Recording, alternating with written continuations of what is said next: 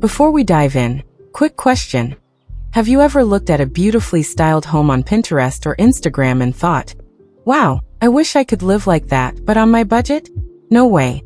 If you've ever felt that way, trust me, you're not alone. Let me know in the comments. What's your biggest struggle when it comes to decorating a rental or low-income space? Is it the budget, lack of time, or just not knowing where to start?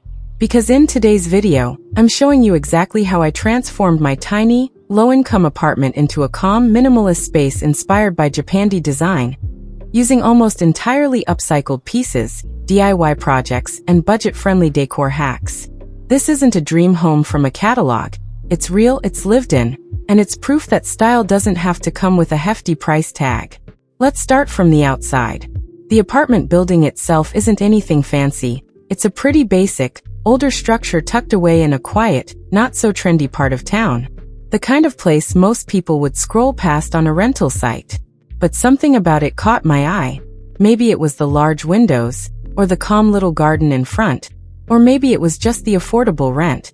Because let's be honest, when you're budgeting every dollar, practicality always wins. I chose this apartment not because it was perfect, but because I saw potential. The neighborhood has its challenges. It's not central, the building's a bit worn, but it also has charm. A small bakery down the street, a park just around the corner, and most importantly, a landlord okay with a little bit of creativity and DIY. Let's talk about upcycling. One of the biggest changes in this space came from breathing new life into old pieces. The coffee table you'll see in my living area? It was once a discarded wooden pallet I found near a warehouse. I sanded it down, added a light wood stain to keep the natural tones, and attached sleek black hairpin legs. Now it's one of the most complimented pieces in my apartment, and it cost me under $15. The bookshelf was another rescue. It was chipped and stained, but with a bit of sanding, a coat of matte white paint, and a couple of rattan baskets, it turned into a functional Japandi-style storage unit. One of my favorite transformations is the headboard. Rather than buying a new bed frame, I created a DIY headboard using reclaimed wood, which I arranged in vertical slats for that signature Japandi rhythm and balance. Not only was it super budget-friendly, it also gave the room warmth and a strong focal point. Even little details like repurposing glass jars into vases or painting old picture frames to match the theme made a huge impact. Upcycling isn't just about saving money, though it definitely helped me stick to my tight budget. It's about reducing waste, being resourceful, and adding soul to your space. Each piece has a story, and that's what makes a home feel truly yours. Now, when it comes to decorating on a budget, thrift stores and flea markets became my playground. I focused on texture and tone, soft linens, light woods, woven baskets, and muted colors. I found a used tatami mat that I now use as a meditation corner rug. The hanging art on my wall, hand-painted using leftover paint samples on scrap cardboard. And the dried floral arrangements were made from plants I gathered from a local park during autumn. With Japandi style, less is more, but every element needs to feel intentional. That's why I leaned into handmade touches. Whether it was a DIY linen curtain tied with rope, or a clay vase I shaped myself using air-dry clay and a U-tube. Lighting was also a game changer. I swapped out the harsh overhead bulb with a warm-toned LED pendant light, and I placed soft glow lamps around the room to create a cozy atmosphere. Most of them were thrifted or assembled using items I already had. One lamp, for instance, was created from an old glass bottle, wrapped in neutral-colored rope, and topped with a minimal linen shade. It perfectly complements the Japandi vibe, simple, earthy, and calming. Another secret to making this space functional and cozy is smart storage. Living in a small apartment means every inch counts, so I invested in a few multifunctional furniture pieces.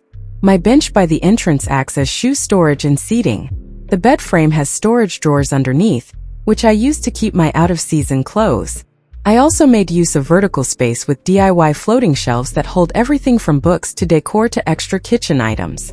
Mirrors help a lot too, especially in a tight space. I placed a large mirror across from the window to reflect light and make the room feel more open. Color-wise, I stuck to a neutral palette.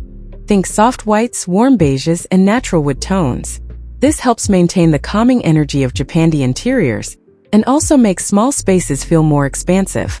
I used pops of sage green and charcoal gray for accents, mainly through pillows, throws, and small ceramics. Texture played a big role too. Linen curtains, woven mats, and soft wool blankets helped layer the space and give it that lived-in, serene look.